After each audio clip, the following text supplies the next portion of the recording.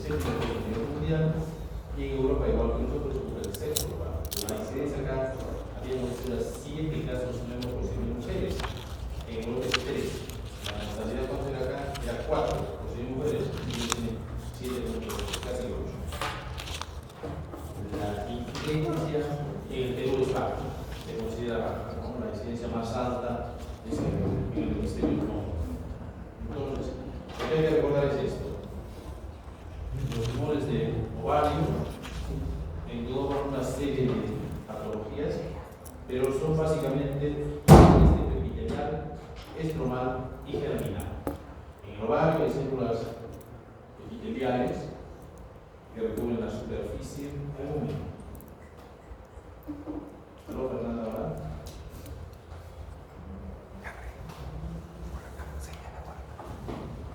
¿30, 8, 3, 30, 7, 3, 1. Sí. Siguiente, en mi computadora está grabado.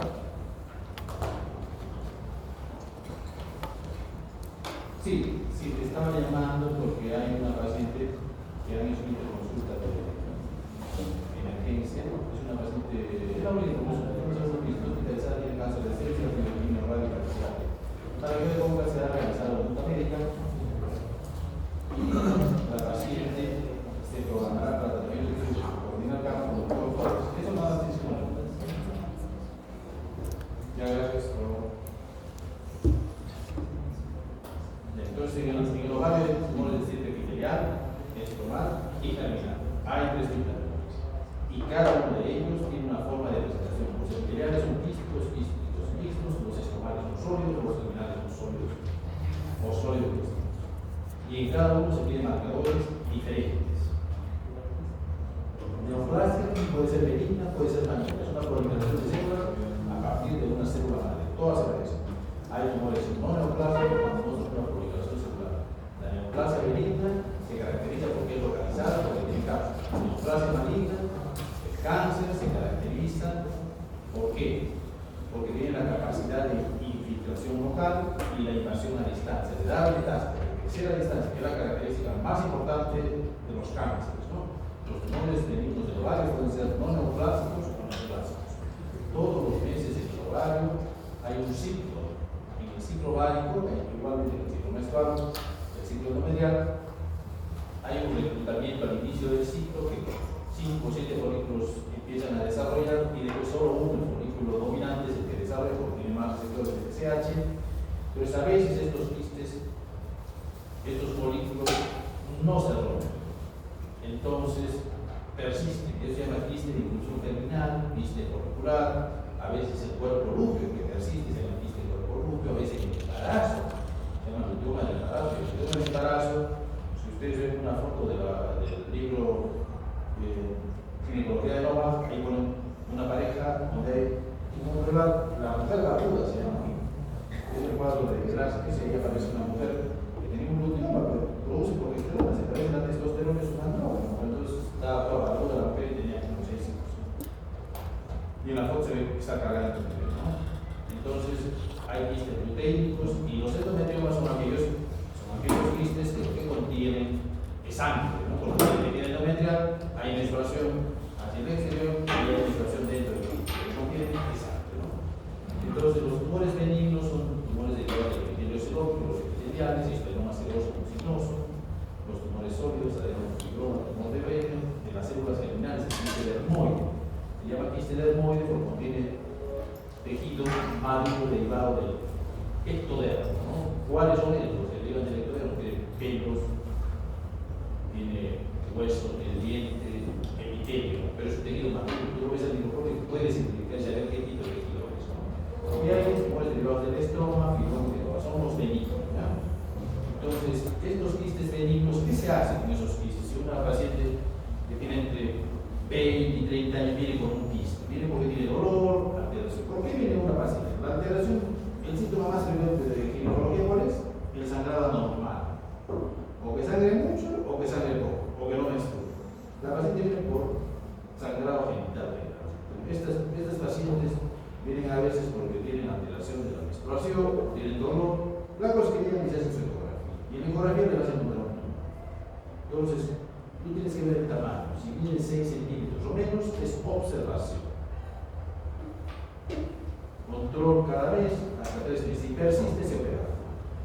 Como tú sabes que es un quiste funcional, porque tiene mucho receptor FSH, entonces tú tienes que bloquear la FSH y te das anticonceptivos. Vas a bloquear la FSH y si el quiste es funcional, va a desaparecer. Hay quistes del cuerpo glúteo, bueno, todos estos quistes son benignos. ¿No? Tú finalmente vas a hacer una ecografía. En la ecografía vas a ver si el quiste es totalmente anemogénico, totalmente negro, como ven ahí. Es un quiste simple, eso se llama quiste simple, un quiste benigno.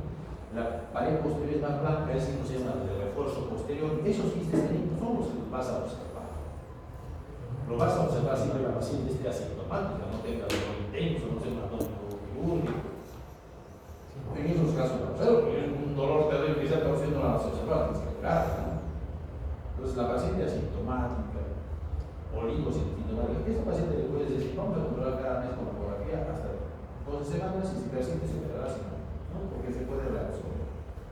Pero si el quiste contiene sangre como el lado como su mano derecha, el contenido ya no es totalmente negro, tiene algunos ecos positivos. Entonces, en esos casos, lo que tienen que hacer, hay que pedir otros exámenes, ¿no? Hay que pedir tomografía, resonancia, marcador tumoral, ¿no?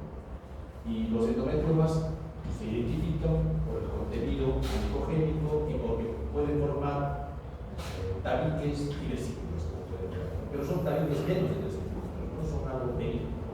Entonces, ¿qué se usa también? Se mide la velocidad. Se hace ecografía Doppler. El Doppler consiste, Johannes Doppler fue el que se dio cuenta de que cuando venía el tren las ondas cambiaban. Si tú decías tocar a un músico una nota, re, cuando estaba lejos, sonaba de una forma, parecía aquí, y cuando se iba, o sea, la escala era alta, se acercaba, era la escala real y luego disminuía, ¿no? Eso es igual en el Doppler, cuando se acerca la sangre, tiene una frecuencia, una velocidad, y después baja, ¿no? Y eso se traduce en una imagen, ¿no? Entonces, en la imagen tú puedes ahí ver la curva de la velocidad sistólica, que es la mayor, y la curva de la velocidad diastólica, que es la mayor. Y eso lo llamaron efecto Doppler, ¿no? Por eso se llama ecografía Doppler, por Johannes Doppler. En realidad, él trabajaba en una estación de tren, pero era aficionado a la música y a la física, ¿no? Entonces estaba en el tren y como su trabajo era eso, entonces como hacían el trencito, se dio cuenta del efecto Doppler, así lo describió Johannes Doppler. Entonces, la velocidad sistólica acá es 75 centímetros por segundo y la diastólica es 25. Entonces tú tienes que dividir la sistólica, la máxima, entre la mínima, entonces sacas diferentes proporciones, ¿no? Si la velocidad sistólica, la relación sistólica es menor de 2.25, entonces, tiene vascularización. El índice de resistencia, si es menor de 0.4, tú dices, sí, está vascularizado. Esos índices, o el índice de pulsatividad menor de 0.8, a lo que te lleva finalmente es que hay una vascularización, que hay mucha diástole. Cuando la diástole es más alta, se iguala a la síndrome, hay neoformación de vasos, tienes más sospecha de cáncer, ¿no? Entonces, ¿cómo haces el tratamiento? Si la paciente viene con un quiste y es asintomática, anticonceptivos orales, analgésicos, control, con ecografía en 3 meses. Pero ¿qué pasa? Depende de la edad también. Si tiene 4 años y la trae la mamá porque tiene flujo sanguinolento, porque luego en las axilas, esta pasada está menstruando, niñita de 4 años, 5 años, le hace ecografía, entonces a ella tienes que operarla porque ese quiste es funcional, está construyendo una pubertad precoz. La menstruación antes de los 9 años se llama pubertad precoz, ¿no? O tiene desarrollo mamario también, ¿no?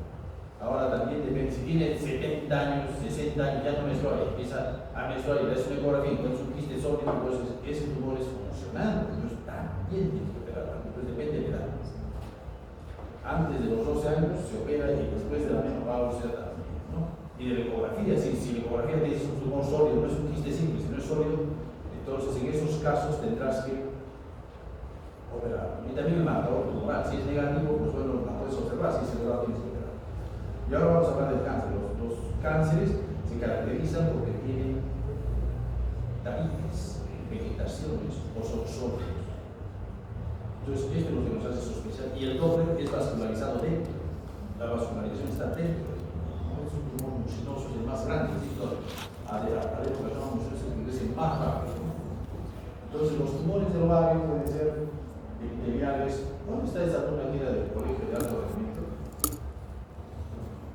Ah, sí está. Sí, hay. Porque no ha ido a prácticas hoy día, creo como el doctor Laine, ¿no? Ha estado el doctor Laine como consultor, no han estado. Pero bueno, los tumores pueden ser epiteliales, germinales, estomales y metastásicos, ¿no? Los tumores epiteliales son seros, ¿no? Serosos si se parece al corte histológico, se parece a la trompa, mucinoso si se parece a la célula ferendocérvix, endometrioide si se parece a la célula el endometrio, pero no gestacional, tumor de Lenz se parece a las células de la vejiga gestacionales, tumor células claras se parece al endometrio periférico y inicial, ¿no? Pero de acá se ha retirado el seroso. El seroso no se origina en realidad del ovario, sino se origina de la trompa. Esto lo describió un español, el doctor Prat, un catalán, un patólogo, porque cortaban las trompas antes, cuando es patología benigna, operas un mioma y sacan los ovarios en las trompas, porque normalmente tiene cuál es la conducta con los ovarios. Si vas a hacer una histerectomía por miomas, el paciente tiene menos de 40 años, se conservan los dos ovarios. Entre 40 y 45 se suele conservar los dos, pero que estén sanos. Pero entre 45 y 50 se suele conservar un ovario, ¿no? Porque, ¿qué es lo que pasa? Ese ovario puede dar origen a un quiste, a una patología benigna o maligna, ¿no?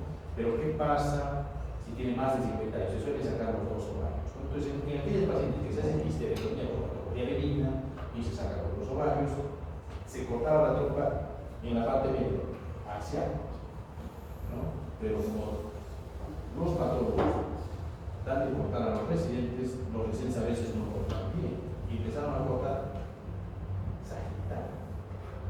Y el doctor Prat se dio cuenta de que había nidos de carcinoma en las fibras, porque el residente cortó mal, porque quería cortar en el medio, pero cortó en la fibra, el tercio distal.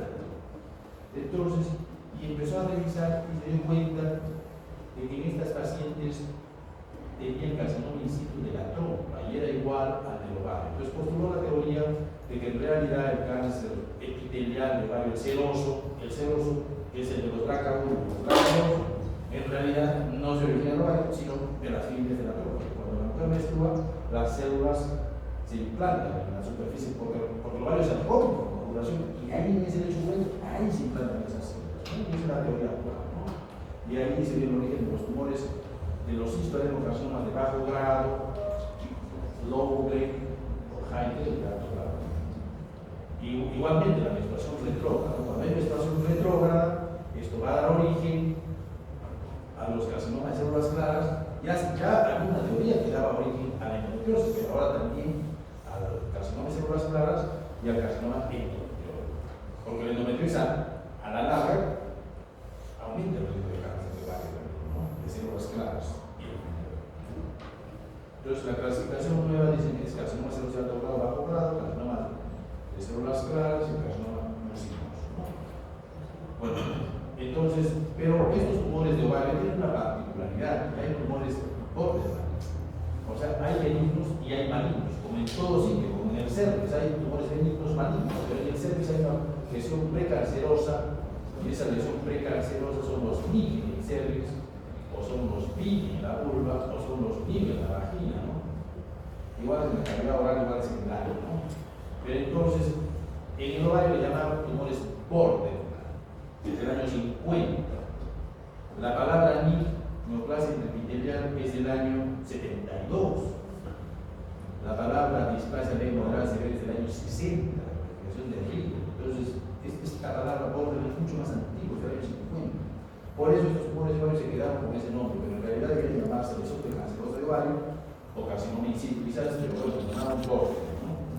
Entonces, en estos casos se encuentra que hay proliferación celular. Acá, como pueden ver, hay una sola capa de células adentro del cistoadenoma seroso simple, pero el borderline es el que está a la derecha, entre el radio superior entre el radio 2 y el radio 6. Entonces, hay 3 estratos o 4 estratos de células. Entonces, a eso le llaman borderline. Cuando hay más estratos, cuando hay atipia, los núcleos son más grandes, puede haber mitosis, pero no infiltra el estroma, que es la característica fundamental. Y Y el cáncer es cuando infiltra el estómago. Entonces, hay también los tumores germinales. Los tumores germinales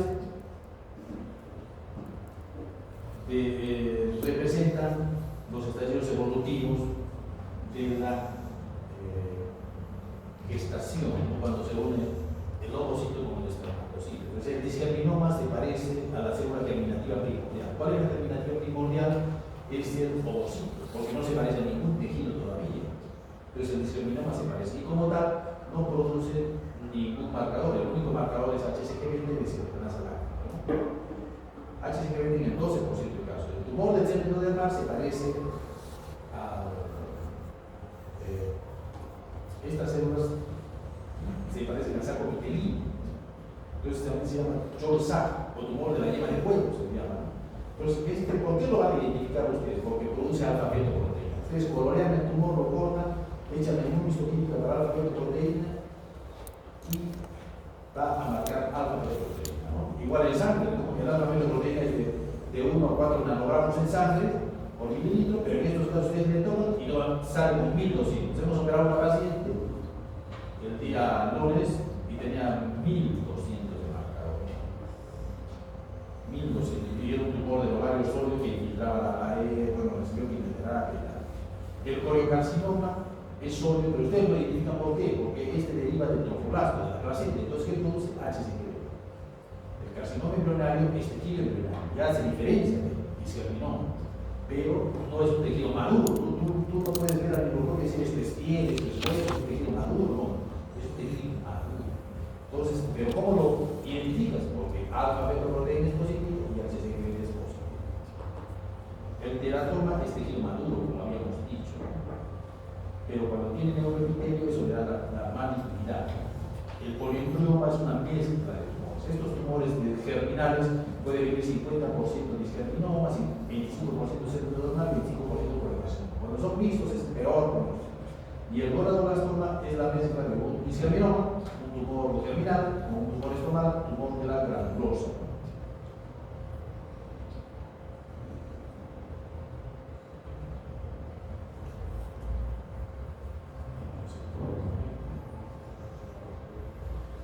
Y acá pueden ver el disgerminoma, que es sólido, el aspecto histológico y la ecografía es totalmente sólido, tiene vascularización interna.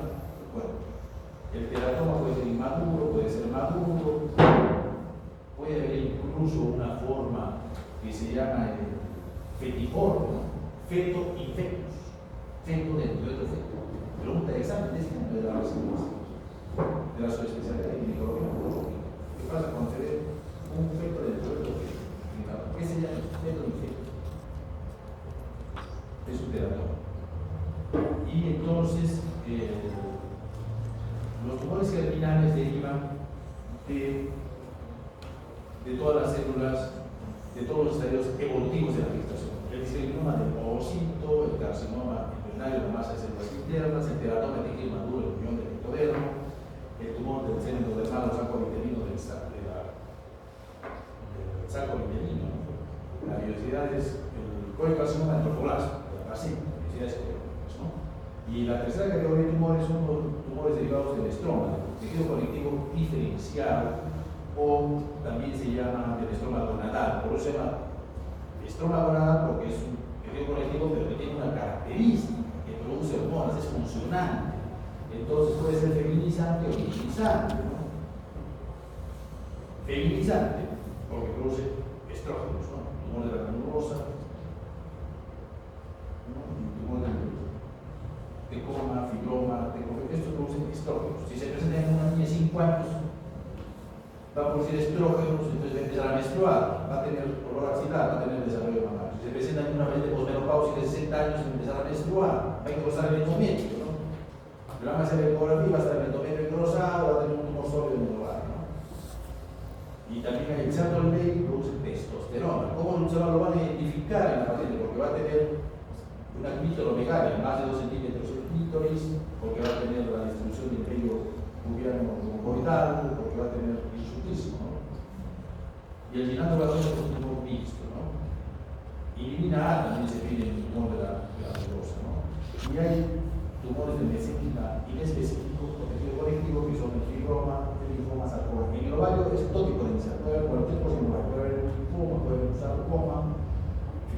fluoroma, una leucemia, y también en neoplasias metastásicas, ¿no?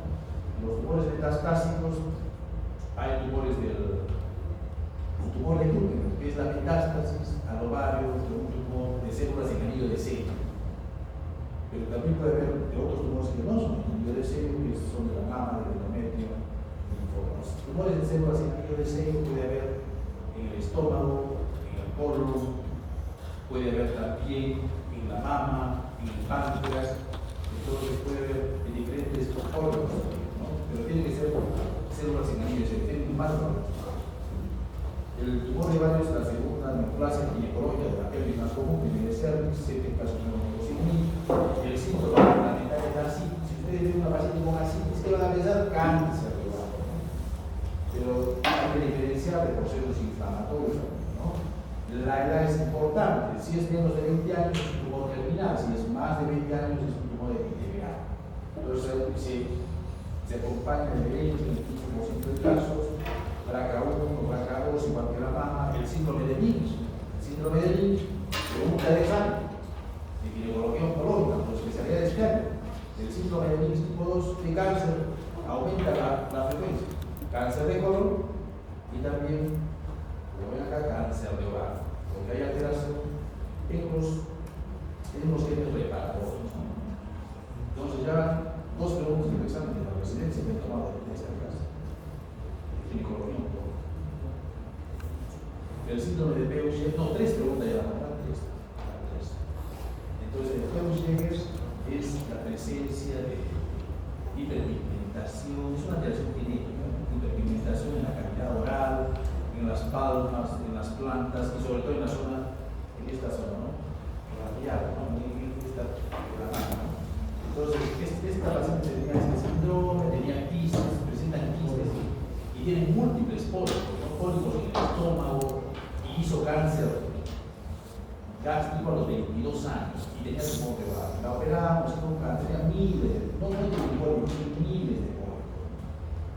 Y ahí está la pieza operatoria, ¿no? Entonces, el cáncer de ovario es difícil diagnosticar, no hay un método de diagnóstico. Pregunta de examen de ginecología oncológica, su especialidad de este año. ¿Cuál es el método de diagnóstico de cáncer de ovario? No existe. No hay un método de cribado con el cáncer de cervix que hace la citología, con el test PTH, ¿no? O en la mama que hace la mamografía, ¿no? Porque se les pregunta, ¿cuál es el examen diagnóstico de cáncer de mama? ¿Por qué ha disminuido? Por la mamografía. Pero no hay un método. Entonces es difícil diagnosticar el cáncer de ovario y entonces no da síntomas. Cuando da síntomas es avanzado, el síntoma que trae la distensión abdominal, la asitis, a veces puede dar sangrado. Cuando hay una paciente con una tumoración pélvica, tiene que pedir una ecografía endovaginal, abdominal, urografía para descartar que no sea un cáncer de riñón, una radiografía de codo, una tomografía de resonancia, porque puede haber un cáncer que no sea de ovario, que sea primario de colon, de estómago, de vejiga. Y hay signos ecográficos de la virilidad, el tamaño más de 10 centímetros, la bilateralidad, los anillos más de 3 milímetros, el núcleo cítico, y como ya, la ausencia de calcificación. Si hay calcificación, ¿qué cosa es? Un teratoma maduro. Se calcifica, tiene hueso, tiene diente.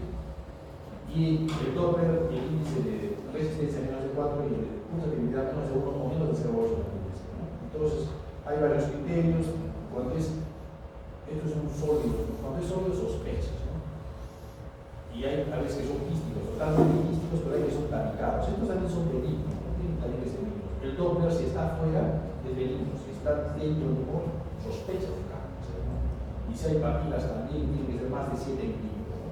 Hay el índice de riesgo de malignidad de Jacobs, que es una ecuación, ¿no? Se multiplica el ultrasonido por la menopausia por el marcador. Entonces, esto es en los seróstonos epiteliales, ¿no? Entonces, el ultrasonido se califica como uno si es multilocular, otro punto es si es sólido, si tiene metástasis, asitis o es bilateral. Entonces, multiplicas eso, ¿no? Por ejemplo, una paciente de 60 años viene con un tumor sólido, ya tendría un punto, ¿no? Viene con asitis, tendría 2, ¿no? ¿no? Después es menopausia, tendría 3. Y si el marcador está en 100, sería 300. Entonces, eso te dice más de 200, eso es cáncer. Tiene que operar ginecólogo, tiene que ser congelación, ¿no? Ahora también el algoritmo Roma, premenopáusicas, ahí como ven, es mayor de 11, tendría que ser, y en posmenopáusicas mayor de 29, ¿no? Pero acá lo que vemos es el HE4, ¿no? El antígeno epidimal. Es un poquito mejor del CA125, porque el CA125 les engaña en los casos de endometriosis, en los casos que la paciente tiene compromiso de tener una TBC, en el caso que la paciente tuviera hepatitis, sale el CA125 en 1000, 1200 y no es cáncer, ¿no? Entonces tiene más falsos positivos, digamos, el CA125 que el HE4. Y es un poquito mejor el HE4 que lo ven en sensibilidad y en especificidad. El HE4 es 79%, el CA125 es 75%. Y en especificidad, 93% y 54%. Y hay los criterios J, ¿no? Los criterios G de benignidad. B1 es un tumor simple, unilocular. B2 es una papila menos de 3 milímetros. B4 es la presencia característica posterior. B4 como ven ahí la pique y el doble está fuera, ¿no? Pero también hay signos de malignidad, ¿no? Tumor sólido, ascitis, vegetaciones más de 7 milímetros, tabiques más de 7 milímetros y doble red de la zona. Son signos de malignidad.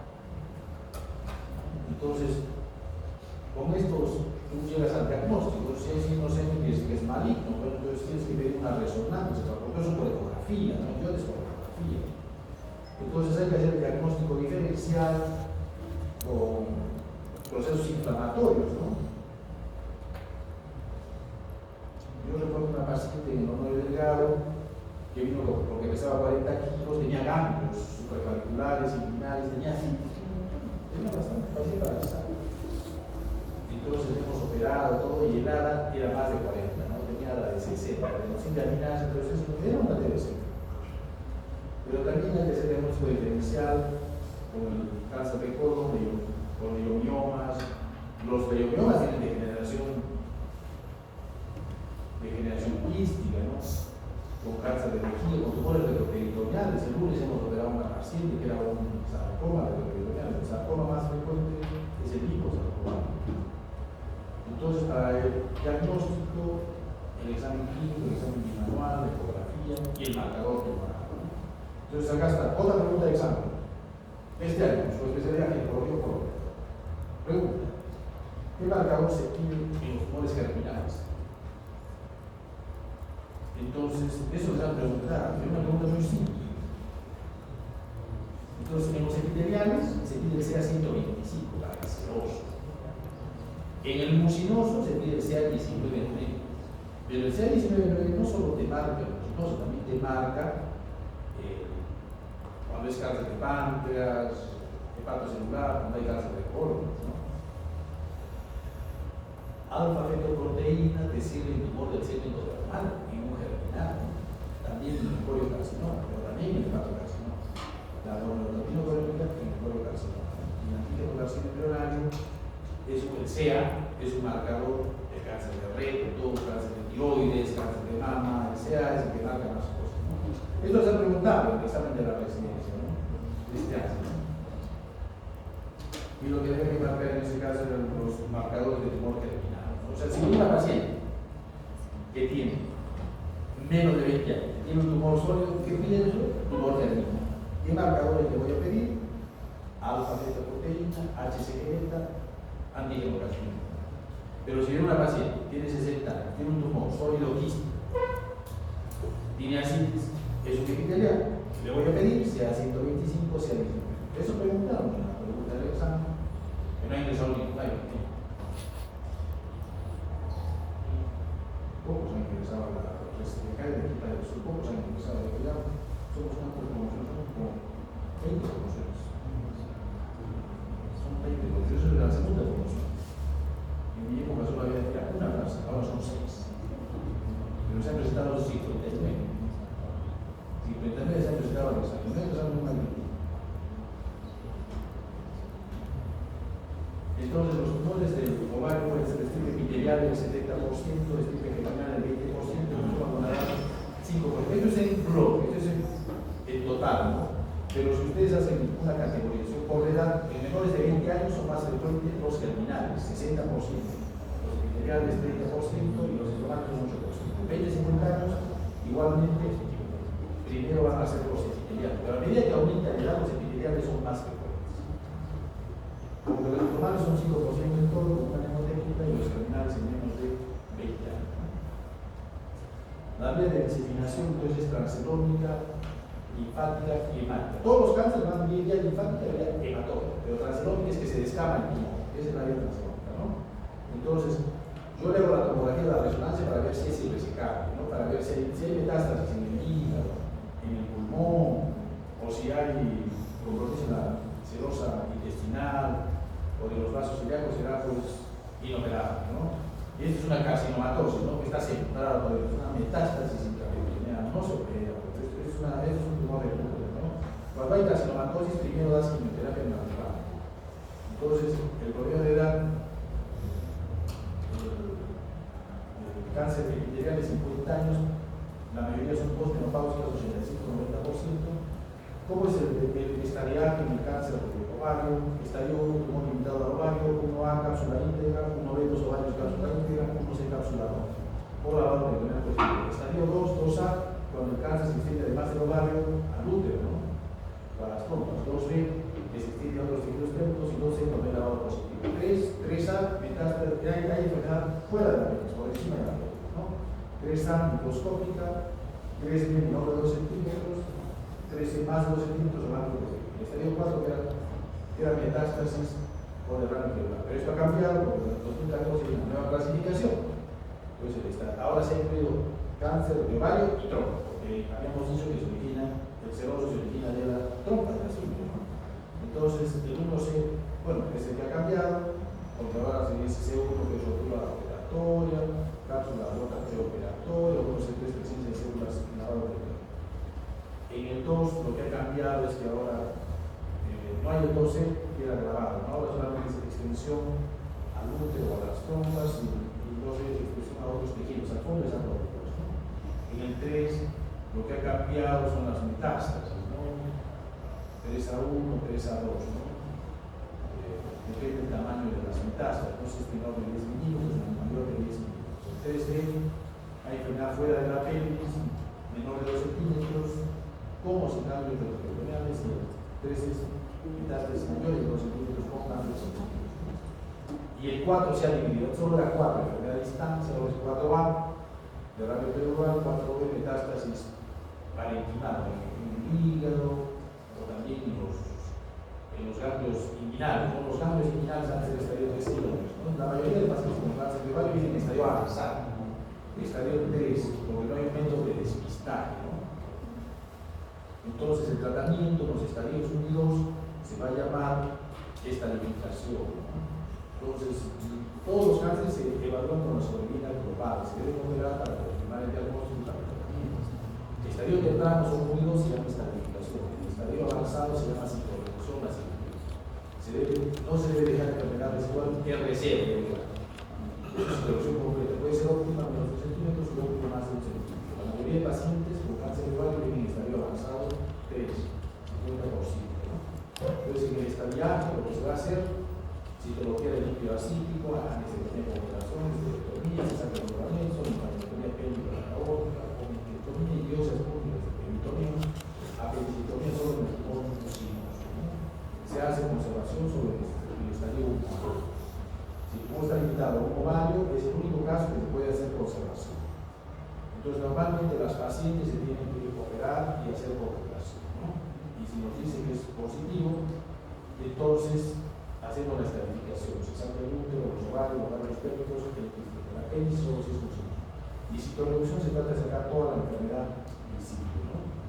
Entonces, la quimioterapia no mata todas las células, es la hipótesis de destrucción orgánica, mata el 99% quedan células todavía resistentes, ¿no? Y mientras el tumor es más grande, más mutaciones, más posibilidad de que aparezcan células resistentes, y el crecimiento del tumor es como una, o sea, sube hasta un límite y luego alcanza un rato hasta ahí más, porque ya no hay sustrato, ya no crece más. Es la ecuación de compras, ¿no? Crecimiento comercial, ¿no? Cuando uno opera, no tiene que dar enfermedad, R0, lo ideal menos 2 centímetros, ¿no? Y acá hay una sobrevida. Si tú la operas a la paciente y no queda nada de enfermedad residual, entonces la sobrevida va a ser en el 50% de casos 10 años, ¿no? Pero si tú la operas y queda de 1 a 10 milímetros, a 10 años sería pues solamente 20%. Pero si queda más de 10 milímetros, esos pacientes viven 2-3 años nada más. Muy bien, entonces la droga que se usa es el platino. El cáncer de ovario puede ser platino resistente o platino sensible. Si responde al platino, la paciente va muy bien. El tratamiento que se usa es carboplatino para paclitaxel, se da cada 21 días, se dan 6 cursos, 6 dosis de tratamiento. Y ahora hay los inhibidores de PAR que se usan en los son serosos grado 3, son BRCA1, BRCA2, se usan los inhibidores de PAR y estos lo que hacen es, como la paciente tiene 2 cadenas en la DNA y una tiene alterado por el BRCA, una cadena de DNA, si tú le das el inhibidor de PAR, altera las 2 cadenas, produce muerte celular. Pero la parida, lo que se está usando acá, pero hay otros que aquí, mira, para ellos que están usando, ellos han logrado mejorar la solución. Y una vez que tú la operas a la paciente, lo que tienes que buscar es que no quede enfermedad residual. Estabilidad o estabilificación es en los estadios unidos, puede ser convencional, puede ser complementario, y la citología en los estadios localmente avanzados. Se usa carboplatino para paclitaxel. Todas las pacientes con cáncer de ovario epitelial reciben quimioterapia, excepto cuando estén en estadio 1A. 1A-G1. Es la única que no se recibe estadio 1A-G1. Todas las demás se ganaron su quimio. Y en los terminales, todas van a recibir quimioterapia, PET, que es el esquema de de platino, la fibrosis pulmonar, y seguidas de la quimioterapia en los terminales, los esquemas en estadio 1 y los teratomas en plazo. Muy bien. ¿Cómo se hace el control? El control se hace con marcador tumoral, sea 125 cada 3 o 4 meses los 2 primeros años, cada 6 meses del tercero al quinto y del sexto al décimo cada año, ¿no? Entonces, y se pide imagen, ¿no? La radiografía de tórax y la radiografía de abdomen. Si hubieran alguna pregunta.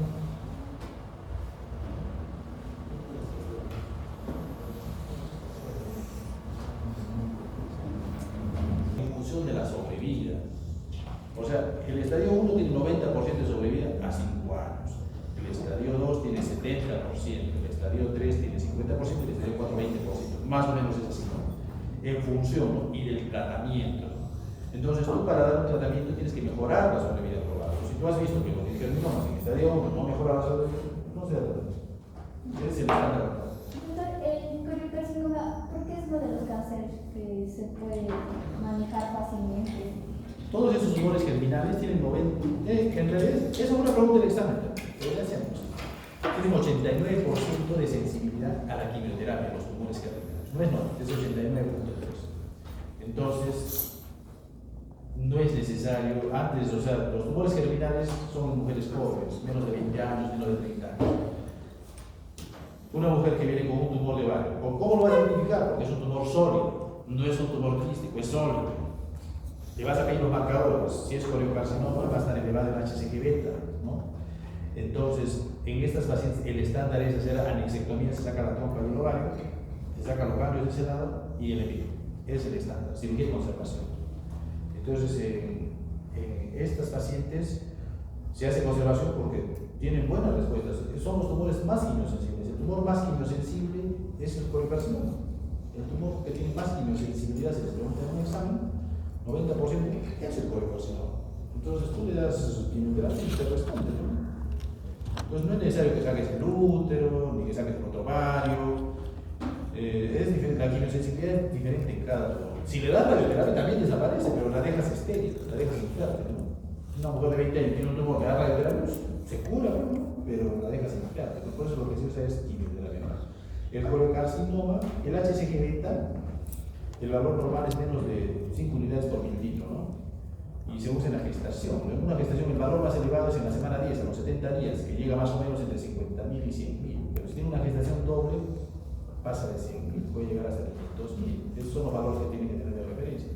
Pero en una mola llega hasta, según el espermatozoide color, pero entran dos espermatozoides, pero entran dos o tres, es triploide, entonces en esos casos el HCG beta es 40.000 en una mola, ¿no? Pero si es coliocarcinoma de alto asociado a la gestación, puede llegar a marcar 2 millones. Yo he visto una paciente que tenía 2 millones de HCG beta. Y también el coliocarcinoma puede ser no gestacional, ¿no? Viene una mujer con una tumoración anexial y es un tumor sólido y el marcador está en el HCG beta, puede salir, digamos, 200.000, y no quiere decir que esté embarazada, ¿no? Sino que es primario en el ovario, ¿no? No sé, usted tiene una paciente que tenía pues 2 años de vida y tenía un coliocarcinoma primario en el ovario que marcaba 2 millones, ¿no? Y falleció, ¿no? Bueno, como se disemina bien hematógena, entonces la metástasis cerebral, ¿no? El coliocarcinoma produce sangrado, sangra arriba y de eso muere, ¿no? Pero no se da, o sea, no se les da radioterapia ni nada porque son los tumores más quimiosensibles. Muy bien. Ya. Hasta luego, doctor.